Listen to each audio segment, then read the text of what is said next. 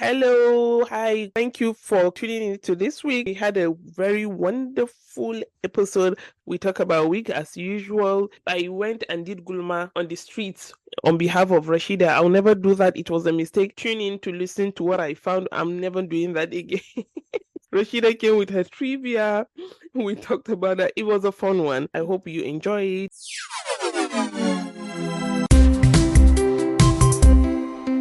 Hey, Hello. As Rashida would say, I took the word out of her mouth this week. So, Yeah. Hello. Ladies and gentlemen, we have a brand new episode for you guys this week. My name is Rashida. I'm Yilsis Ladu. Where are you recording from? We are recording from two different places, in case you're wondering. I was supposed to be recording in Abuja, but I'm still here, caught up in Boston. So, I'll be representing my Nigerian people from Boston, Massachusetts. Oh, yeah, the Boston babe. I'm recording from the United Kingdom. So, Where hi. in United Kingdom? Where is this place? Recording from London. Can you imagine? It seems somebody had a stressful week.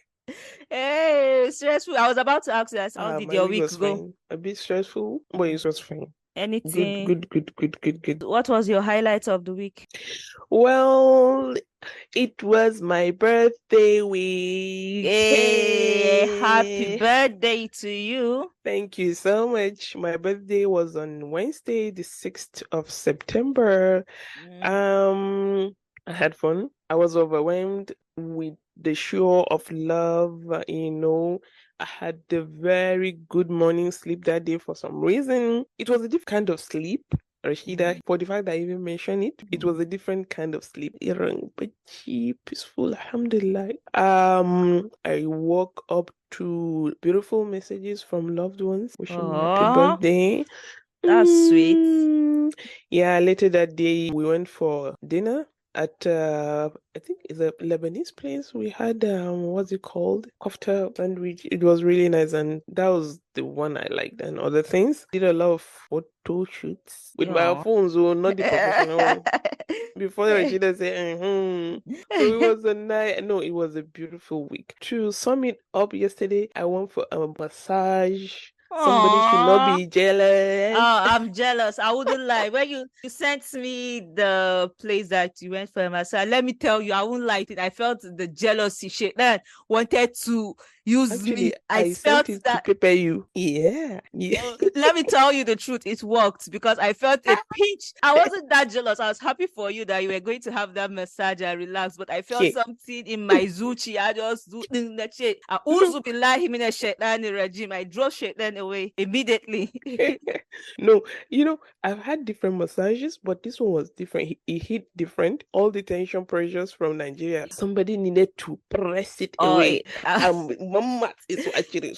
And okay, this is my first time having a massage at a Chinese place. Okay. Even so acupuncture and all this abubuan, and they are very good at it. Yeah. So it hit different, Rashida. I will not lie to you. I was happy for you. I don't want to raise your jealousy again, but I need to give details to our listeners. It's not you.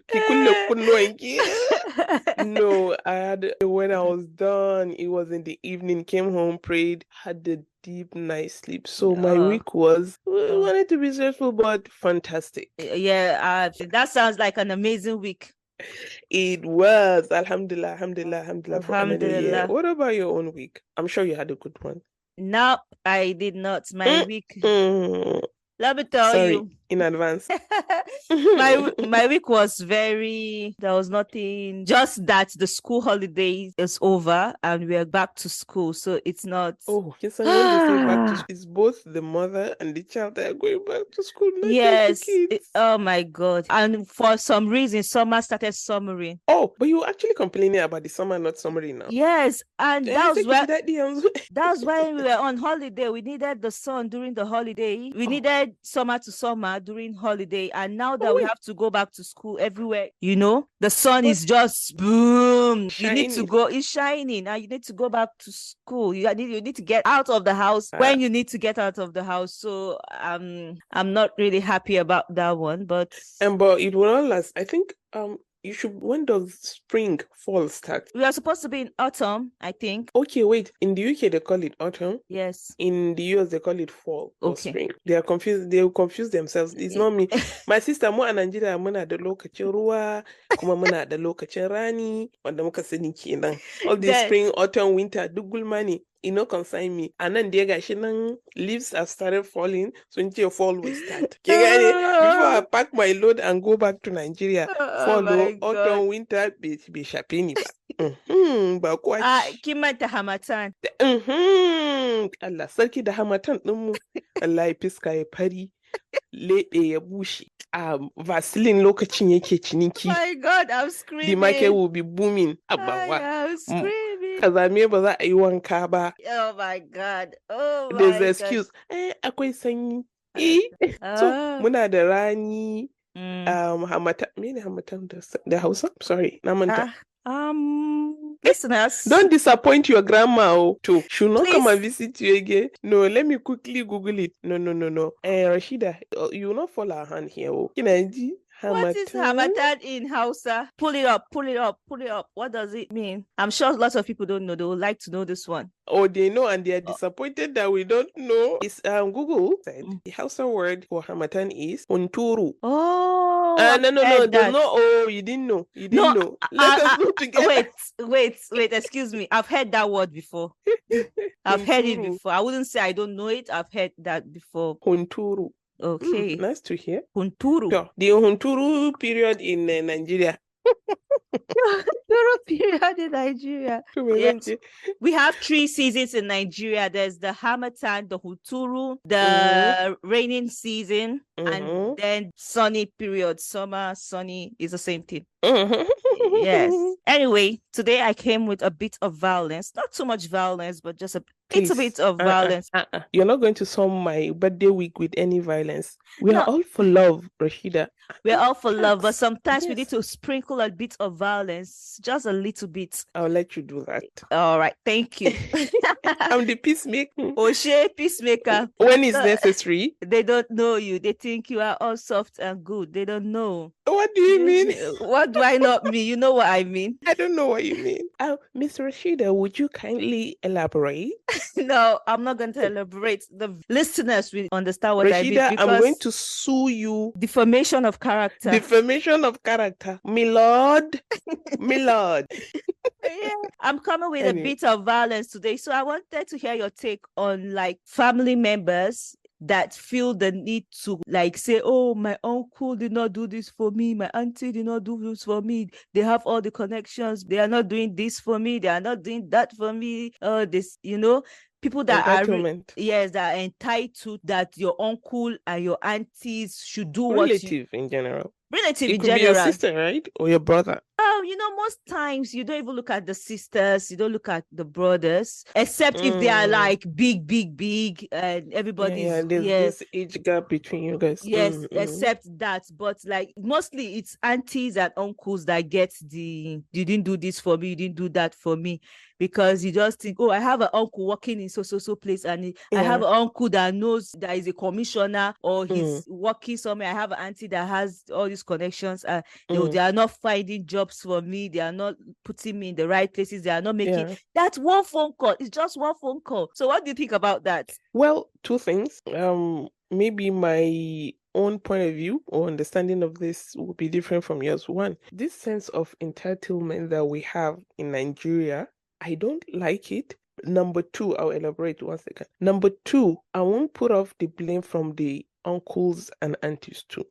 So let me start with the first one. I believe nobody owes you anything, especially when you're an adult. Yeah. If you are given, then you should be thankful for it. Same applies to you. Nobody should pressure you or blackmail you into thinking you owe anybody anything. And when I mean anything is what you discuss in particular, financial help.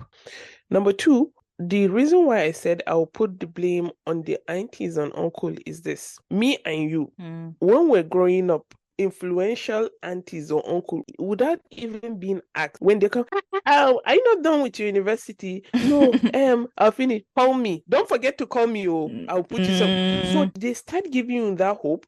They start with the promises. It applies to every family that I know. Me and you.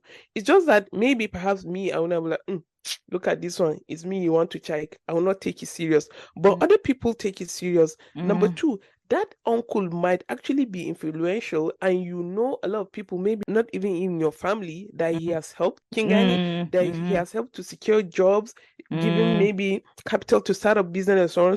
So would you fault the person, the nephew or niece, for feeling they are entitled since they even promised them? No, in that case, I wouldn't. So it's not a one-way street, but the bottom line is, I believe, like I said, an adult, you shouldn't feel like another adult owes you anything concerning that. But the uncles too, somebody, they should stop it. Stop promising what you cannot fulfill. When the worst of it, I don't like Rashida is, and call me when you're done with the school. I say, uncle, I'm done. Naga Can you service ne? No.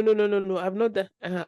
We can't do anything now until you're done with your youth service call. Kinje Kingama will service 1 year. You come, he'll be like, hi, Hadid Bin, you have masters now. There's this friend of mine that I could have helped. So there's always something that extra that they will need. So what's the point of promising your niece or nephew in the first place when you know you can fulfill? And number three, sometimes they do that for bragging rights. Go. Yes. It may be in front of your parents. Kingani, people are there. No.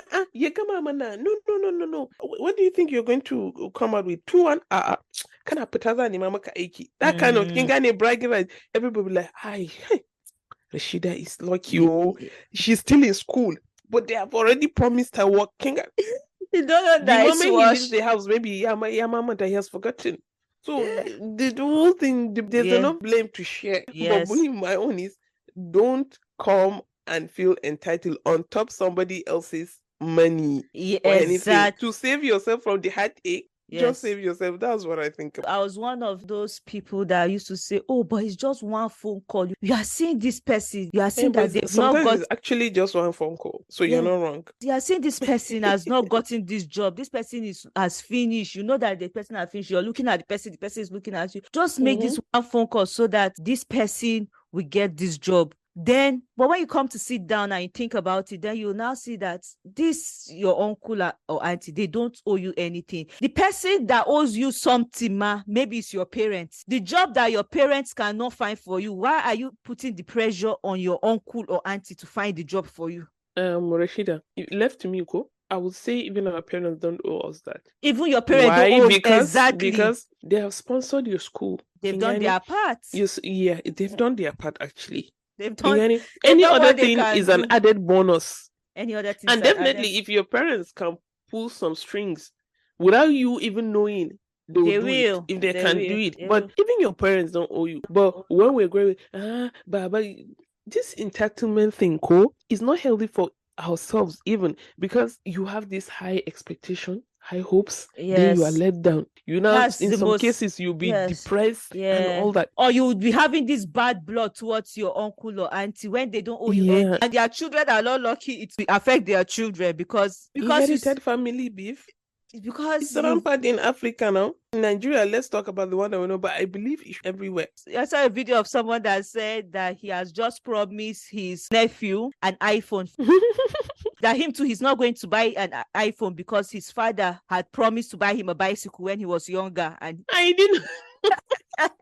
And up to now, he has not gotten him that bicycle. So he has to wait that there is no iPhone coming for him. I will call this one promise revenge. He promised him that he's going to buy iPhone for him, just the same way his father promised to buy him a bicycle. Remember that, I guess. Of course, you can never forget that. So it's the same thing like when uncles or aunties promise to give you a job after you finish school. And when it's time and you finish, the case is different. It's just... And okay, to be fair, I just remember something. Something just occurred to me. What if the circumstances of the uncle or aunt changed before you were done with school? Maybe what if they are not that influential? Or the person they thought they were going to connect to help you out, they're no more in good term, or why are they not a good time? They know that they promise you something. Why did they decide to fall out with the person that they do you know how many million people, thousands, hundred, or tens that they have promised? No, is it only you? I'm think just them? No. I'm just trying to be the devil's advocate in this scenario. No, let's be fair. Sometimes once they are done, they have gone out the house. And everything you discussed. It's very true. I was reading somewhere, it said if you want to live a healthy and peaceful life, just know that nobody is thinking about you. Okay. Nobody cares. Yeah. Nobody. You will sit and think, Rashida is thinking. No, nobody cares. Yeah. It's only you. So focus on yourself. Focus on yourself. And lower your expectations. It's lower when you start expecting that somebody will do something for you, then you end up. That's when you be disappointed and being let down. Then raise the expectation on yourself. Work on yourself. That's really important. Fair enough. No. Today we're going to have a twist. I wanted to ask you if you went for your gulma on your streets. Yeah. But this time around, I went on your behalf, my dear sister. I went on your behalf. What did you find? Gulma. You needed to rest. I needed to rest. Kingani, you needed that rest. Let me help you. I wanted you to breathe. Thank you. Thank you. Much appreciated. I appreciate how you look after my health. But this gulma is a sad one. I don't know. The audio has been circulating, especially in the north. Okay. I don't know if you heard it about a lady that died. Okay, she's a Muslim woman. So while they were trying to perform the Islamic rites when a person passes to a deceased, suwankan gawa da sauransu, they noticed some movement in her private part. Stop it. This thing, when I tell you, it's like a scene from a movie. When I was listening to the audio, I was like, But if you grew up in the north, I'm sure, or in Nigeria in general, you must have come across this sort of story. But that it happened so recently is actually sad. And it's been a while that I heard Abu Haka. Okay. So they noticed there was this movement in her private part. So can someone, for those that are not Muslims, when a man dies, it's the men that do the bath for the deceased and everything, likewise for the woman. There's a special bath ritual that has to take place. That has to be done, before they take you to the grave and all that. There were two women there. So when they noticed the movement, they were excited. Oh, maybe she hasn't even died. Because there's a movement. Of course. That's the first thing that will come to your mind now. Of course. You come to give a bath to the deceased and notice movement. Of course, the person must be alive. Wrong call. They rushed to call the husband. Aaron, it's like Tana Dare, but she's still alive. What? The next they did was to check what was happening. What they saw was, get this, scorpions moving up and down. Scorpions. It's like a scene from a Harry Potter movie or any horror movie you can. This sounds scary. Rashida, what next? Everybody. Scorpions. Scorpions. One narration said 2, then the other narration, because there were 2 narrations, then the other one said several scorpions. Black, red, So they were scared and confused there what to do next. And people had already started gathering. For Muslims, if there's time, they do it sharp, so that they can go and bury you. It's frowned upon when this process is being delayed. It's not good for the corpse and all that. So people had started gathering in the house, the sympathizers and all that. So the husband was confused. They didn't know what to do. So how are you going to give the bath now? Scorpions are there. Me, if I see scorpion, I'll run. So the woman was confused. They rushed to a scholar, I think, in the area. This is what's happening. What can they do? He was like, there's nothing to do. The only thing to do now, because they have to give the bath, is to be splashing the water. At least that's the minimum they can do, to splash the water through her body. And the husband was like, please, they shouldn't tell anybody for now. When they are done with the funeral rites and everything, then they can discuss further and know what's happening. So that's what they did. After they splashed the water, the akadao. So they called the man, as in, what's happening? What's this? What kind of a woman was she? It doesn't make sense. As a Muslim, once you hear this, we know the next thing. Okay, was having a horrible person when she was alive. Thank you. That's the first thing that will come to any Muslim's mind, or African anyway. So the next thing, I think either the scholar or The woman that gave the birth was like, what happened? Is she alone? As in, is she your only wife? They're like, no, I have other wives. There are three. Rashida, they went and called the wives. They're like, this man has been married to this ever since he married this lady for the past 8 years. He forgot about them totally. He forgot if he has another family. It's so bad that one of his child died. This man did not go for the funeral procession, nothing. Your child died. Yeah. So apparently, Magani Tamishi, he forgot everything about his family. Magani means she jazzed him, or she used voodoo. Voodoo, yeah. He totally forgot about his family. 2 of his daughters got married during that 8 years. Nothing. No feeding, nothing. Yeah. But I'm surprised the other 2 wives were so patient and waited. Maybe perhaps since they have grown-up children that are even able to get married. So the man said when they buried the late wife, he felt something came out of his body from the back when Abuniji after education. Then suddenly he remembered he has other wives and children. He immediately went to the house and gave them 4,000. Look at, maybe his mind is still in that 8 years ago. What will 4,000 do now? Where Jebas couldn't chip any 4,000. The 2 wives were like, look at the money. They were shocked that I think the houses are not far. Yes. And okay, I forgot to mention where this happened. Oh, this kind of stories, have you noticed? It happens in the rural area mostly, where poverty is even hitting you. Concentrate on that one to eat. They will not. Mostly this jazz thing. It happened in Yobe State and Guru local government, which is a poor area. Oh my goodness. That's what happened. So when the 2 wives were saying their own side of the story, they were like, from the story, I guess the house is not far. Maybe just neighbors. This is my house, this is my house. Because they said for the 8 years, they could hear them enjoying their lives, laughing, just moving on with their lives. So apparently, definitely they must be close. Kingani. Yeah. They were like, this is what happened. Then the man said, apart from that the late wife was having affairs whilst she was married. Oh my goodness. Oh, this. It now makes sense. That's why the scorpion were hovering around her private. This is getting more interesting and scary. It's getting more complicated. Yeah. And he said he was not able to divorce her because they had children. But I think it's because you're not in your right mind. So look at 2 things. You have destroyed your life. That's the late woman. Yes. Till the end. 1, you're having affairs while married, a major sin in Islam, in every religion.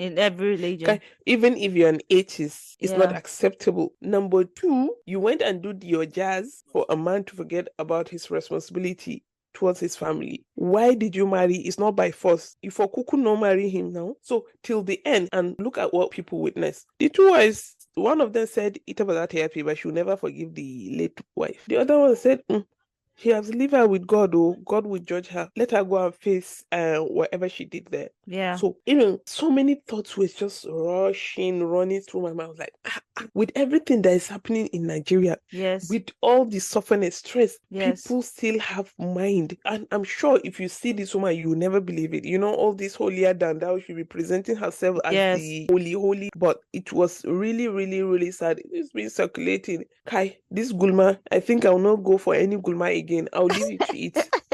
No. You see, the one time that I will carry my leg, Karambani, to go and help you with the Gulma, look at what I found. So next time I will generally stay. You bring the juicy gist. I will never do it again. This your own Gulma. It's scary. It's like you are weak. I'm weak. I don't know what to say. I don't even know where to start. It sounds something out of a movie. It sounds imagine like 8 years of your life in the cave because somebody did jazz. Something when Amiki. If I was not from Nigeria, I would say this is fiction. This is like it's just a story from a scene from Harry Potter movie that you just. I'm telling you, no. This is sad. This is scary. And what was the reason? What was the reason for doing this? Rashida, you know the reason now. I was wondering.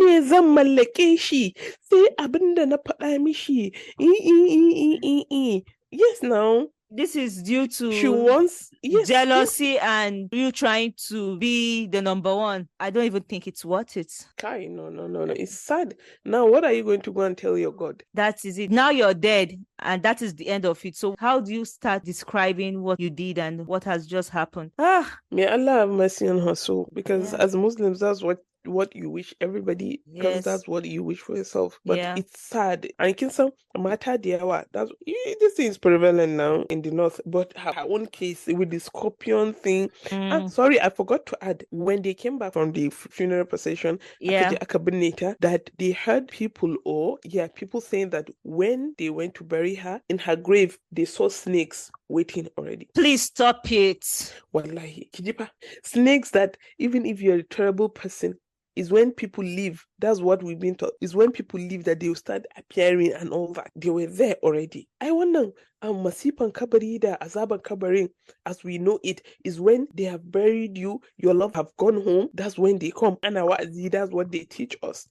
But this one that he follow you for house, make people witness. Hey, Kingani, it's actually this sad. Your street, you went to the route. This your street. Please, this your street. Karaba. No, it's not my work. I will not try it again. This your street.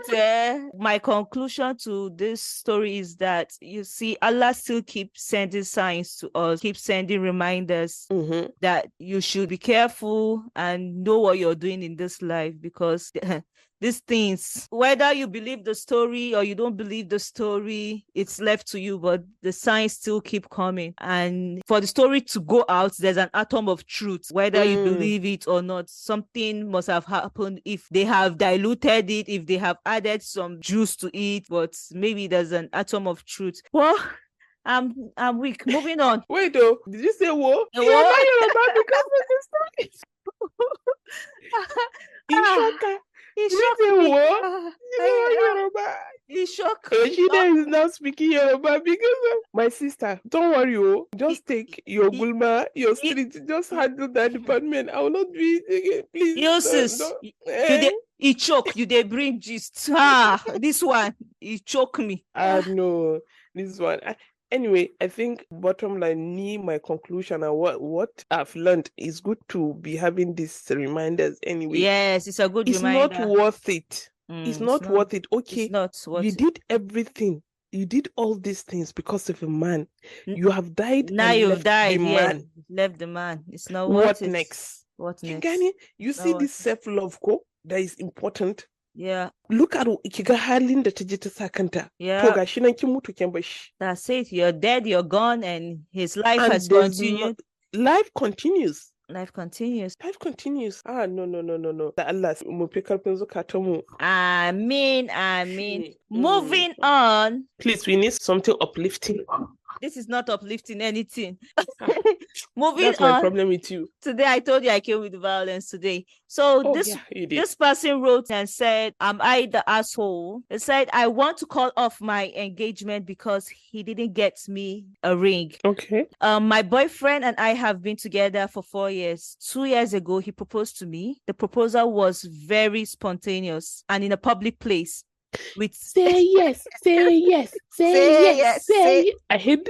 Okay, I don't like them. The pressure is worse. It was in a public place with some of our family and friends around. Because of this spontaneity, he didn't have a ring. I didn't care and was so happy to say yes because I love him. Yeah. Afterward, he said he would get me a ring. And I agreed, as I told him it would be a symbol since he is serious about marrying me. Yeah. I sent him a couple of rings that were around the $400 mark. Okay. But I told him so many times that I don't care if it's something from the thrift store because it's not about the cost, but about the symbolic gesture. Over the last 2 years, he has spent hundreds on lots of nights out with friends, drugs, etc. She's not snitching in the confession.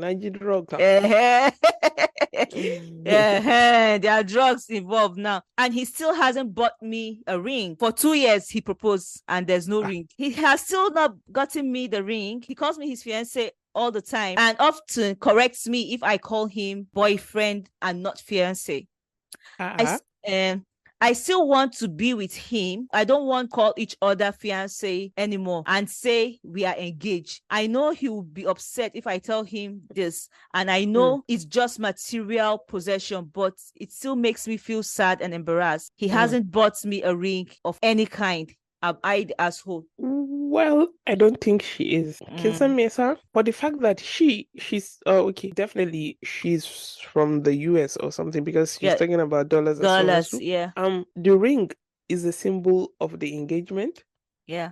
And the fact that she said she doesn't mind even Mm. if it's a ring from the thrift store, Gwanjo kenan. Yes. She's not materialistic. I think she's the kind of person people express their love language in different ways. I think she wants the man to show her that he cares for the fact that she said she didn't mind the cost of the ring, but he should do it. The action matters. She just wants something to symbolize, to say, okay, this yes, one, to seal it. this Okay, is the yeah, ring. true, we are engaged. Because like we in Nigeria, Africa, you don't need a ring for the of northerners anyway to show verbally, or they come and see your parents, that's it. But she's not an asshole. To me, Yes. she has already told him. So he's just ignoring her. I don't think she's an asshole because when I read the part where she said he buys drugs, that answers the question. I didn't want to mention that, but because she's not snitching on the guy.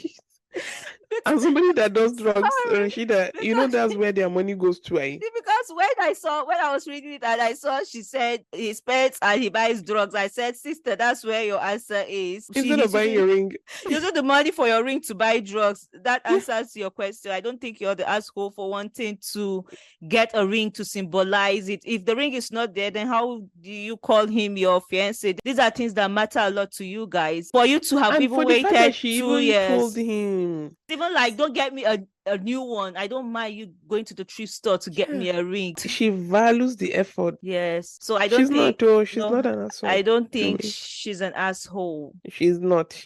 Yeah. She's not asking for too much. Is it too much? It's not too much. Do you have a book recommendation this week? No, I don't know. This week I haven't been able to do anything book-wise. Sorry. Okay. No book recommendation. No book recommendation this week. You see, Kapingiti, you read more than me. Do you have any book recommendation for us, Rashida? I have a book recommendation. I picked up a... We switched role. No wonder my body was like, JQ, good morning. It was because you're reading apparently. You didn't have time for any Gulma. Let's have it. I have a book recommendation this week. And this week I picked up a book and it's called The Majestic Quran. Guidance and Good News for the Mindful. Okay. So this book is translated by Musharraf Hussain. Okay. So it's sometimes with the Quran we just read it and we really don't understand it. Yeah. And it says that when you read the Quran, you should read it with understanding and contemplation and try to understand it. And most times you read it, but you don't feel connected. You don't know what you're reading. You're not feeling what you're reading. So there's that missing piece. And this book, it breaks down. I just started and Al-Baqarah, that's the longest chapter of the Quran. Yeah. Yes, the cow. I'm excited. Ya Allah, give me the strength to go through this book. I want to read it from front to back to you will. Just give yourself a target. How many pages a day, and then you can do it. It's true. When you're reading the Quran, the connection, although even if you're reading the Arabic text, depending on your level of connection and how good you're able to take away distractions whilst you're reading it, there's this peace that comes with it. And if you notice, most of these scholars are sheikh, they'll be like, go and read the meaning. Even if it's one verse a day, search for the meaning, read the meaning, ponder upon it. If you can do that every day, for Islam, it's not about how, like, for example, somebody say, I need surah, no. It's about the consistency. Even if it's one ayah every day, is the consistency. So imagine every day you read one ayah, then you read the meaning. And sometimes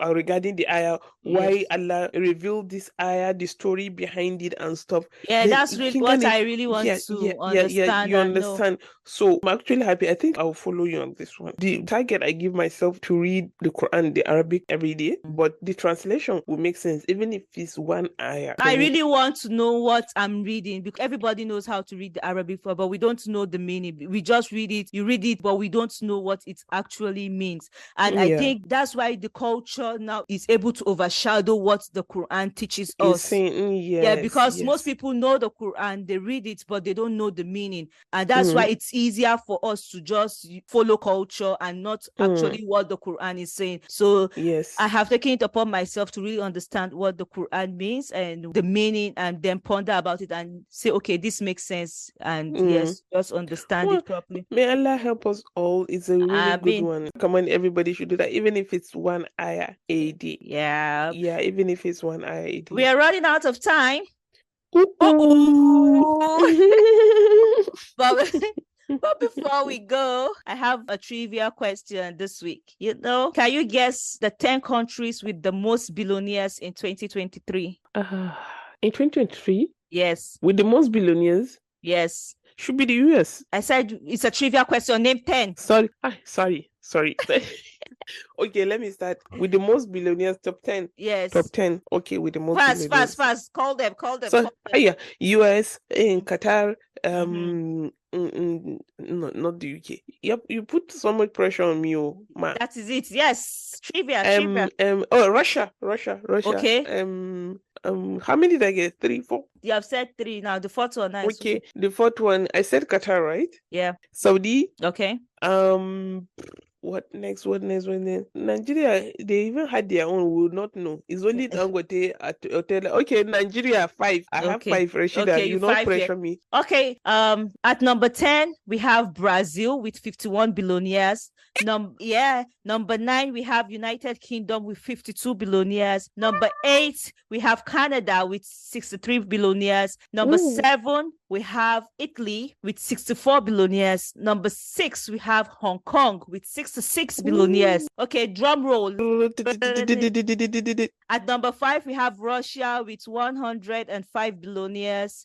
Number 4, we have Germany with 126 billionaires. At number 3, we have India with 169. India, yes. At number 2, we have China with 495 billionaires. At number 1, United States. With 735 billionaires. There's not even Arab countries. This is... Yes, I'm surprised. Maybe they're being modest. They don't want to declare it. Maybe. Yeah. And all this, you mean all the thieves in Africa and Nigeria? No, but they didn't mention us there. What a pity. No, they won't mention us because this one it started at 51. So maybe Kingdom Come on Nigeria, we have only 4. The ones that the book has said the ones that we know. Wow. Yes. I'm guessing the ones that surprised me, Germany, Italy. Anyway, Germany, they don't used to shout like that, yeah. So maybe the cars they manufacture there will help them be billionaires. They're car manufacturers. Okay, yes, that's true. Yeah. Oh, wow. But Italy, it surprised me. Even Brazil. Anyway, it surprised me. That's where the billionaires will mention. Will you be among them, beside Gege. Oh, thank you so much, guys, for listening. Thank you.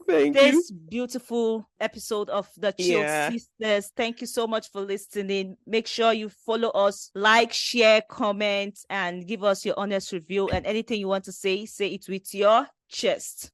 Sorry for the sad and scary story, people. I will not do it. I will leave it for Rashida.